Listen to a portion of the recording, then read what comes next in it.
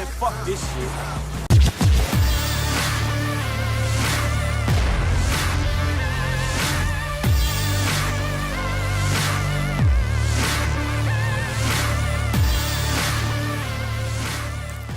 Hey everybody, how's it going? My name is Avialence, and I want to welcome you to another Grand Theft Auto 5 video here on my channel. Thank you guys very much for watching all my GTA 5 videos. If you haven't, be sure to check them out. We've already done a couple quick ones, but I'm sure you'll enjoy them. They include marijuana, aliens, miniguns, and a few other interesting things, so it's definitely worth checking out. You can find the playlist on my YouTube channel.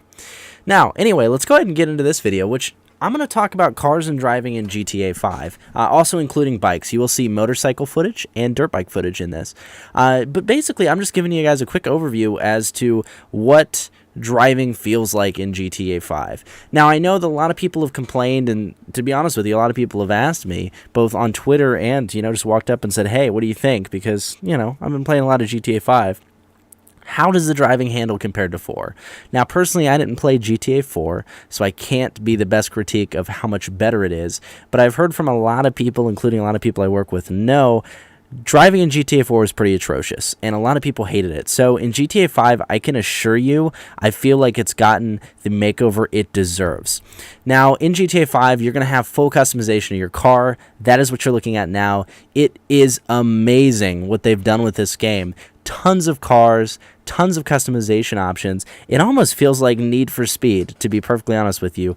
Now, the only thing that's a little, drawn back is the amount of tints for windows, and I'm surprised that there was no neon lights. I don't know if that's just a street racing game thing, but it seems to, insinuate in this game that that is something that they were interested in, but I guess it doesn't exist. But the customization is fantastic. So I'm going to talk a little bit about some of the parts you can get and why they're worth picking up for your vehicle.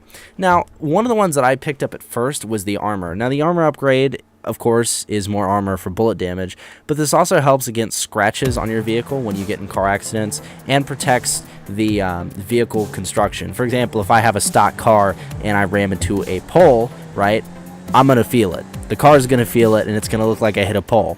Now, if I go ahead and up that armor by 20, 40, 60, 80, etc., etc., etc., the car will be able to take more hits like that, which is what makes it so essential to go ahead and throw in a couple armor upgrades on there. Now, you also have various different things such as transmissions, wheels, colors, your rims, your primary paint, your secondary paint, your wheel paint, your wheel color, bulletproof tires, so your tires actually can't be shot out, which happens a lot. I frequently use that to stop getaway vehicles. I'll shoot out the tires with my sniper rifle, boom, they're disabled. So it's important to pick some of those upgrades up. Now, the only thing that I'm kind of griping about is I'm a big motorcycle guy in this game. I cannot customize my helmet. It seems to be random whenever I put it on, so I'm interested if that's something that may come later down the road, or if that's something that I don't quite understand yet. Now, going and moving on to the driving in GTA 5, you're going to see 4 clips here. One is of my car that I have with Michael, which is kind of like an Eclipse. It's probably the nicest car I have. The second one is with Franklin. The third is on the bike that you watched me customize earlier in the video, and then the fourth is on a dirt bike that I picked up and I'm using in the mountains. The thing here is the driving is difficult at first. At least I felt that it was. You need to use a combination of both brakes, both your handbrake and your regular brake, in order to maintain control of the car in tight turns, etc.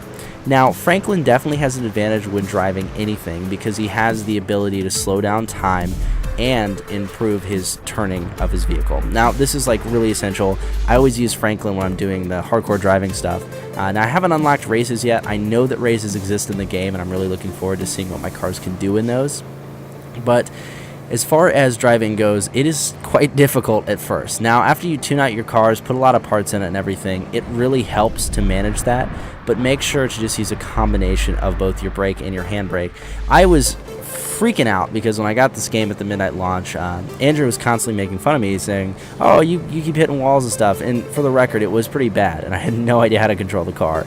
But I finally realized that I can't just pull the handbrake to do a drift like you typically do in most driving games. You're going to have to use both. It's almost like Forza. I know, crazy, realism. But after you figure it out, it actually handles quite well. Just need to mess with it a little bit. The controls are a little wonky on this game, I gotta admit, but they're well worth the wait. I mean, as soon as you figure a lot of them out, they actually work out better for this kind of game. So That's my 10 cents on that. Now, as far as the cars, the one thing that's nice is all of them handle differently. There's tons of different cars in this game. All of them will be recognizable. These are mainly cars that you're going to see in, the real world, but for licensing purposes, they are named entirely different things with slight modifications. I'm sure the devs of Grand Theft Auto Rockstar spent enough money getting some of the music in this game. One thing you guys have probably noticed that I have no radio on in any of my videos on the vehicles, and that's purely because all of the music is copywritten. It is top-notch stuff, and that's something for all you fellow YouTubers out there.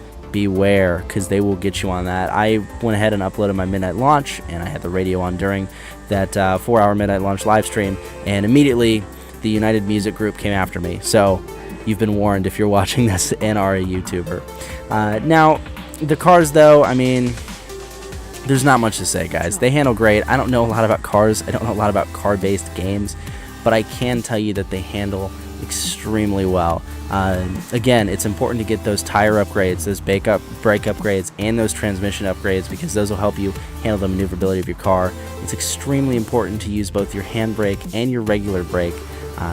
And as soon as you get that down, you'll be able to do a lot better on the driving. The one thing I will forewarn you, though, is this game's pretty realistic in its driving. Be sure to go at slow speeds if you know you're going to hit something. If you hit something and spin out, you will fly through your car windshield. Actually, while I was filming this video, I don't have it in here, but Franklin took a couple deaths. I was actually flying going about 120 down the middle of Los Santos, and a van pulled out in a crossroad, or a cross section rather, a four-way intersection, and I nailed him, and I flew over the van probably about 50-60 feet, smacked into the ground, and it just said wasted across my screen. I got owned, and it was bad. So be forewarned. The same thing goes for the bikes. If you're going to hit anything on a bike, make sure that you're ready to take damage. You will get nailed off the bike. Even some of the garbage cans and stuff, obviously a bike will do some damage but can't take down, a giant dumpster. You will go flying into the giant dumpster and probably die. So just a quick little heads up. But anyway, guys, I think that's going to wrap it up for my initial opinions on driving. I hope you guys enjoyed this video, and if driving was one of your main concerns, this is definitely the game for you. It handles well, it feels like I'm playing Need for Speed, and it's something you should definitely check out. Anyway, though, if you enjoyed this video, please feel free to go ahead and hit that like button. Every like helps out more than you guys know, and I would really appreciate you guys doing that. Just take a second out of the day. Also, I would ask of you to subscribe to this channel if you enjoyed this, and check out my other GTA videos. I do videos like this for almost every game release that comes out, so be sure to subscribe for content like this. Also, leave me a comment, tell me what you think of driving. If you have any questions about driving, I'll answer to the best of my abilities, and I'm looking forward to talking to you guys in the future. Thank you very much for watching. I'll see you in the next GTA video.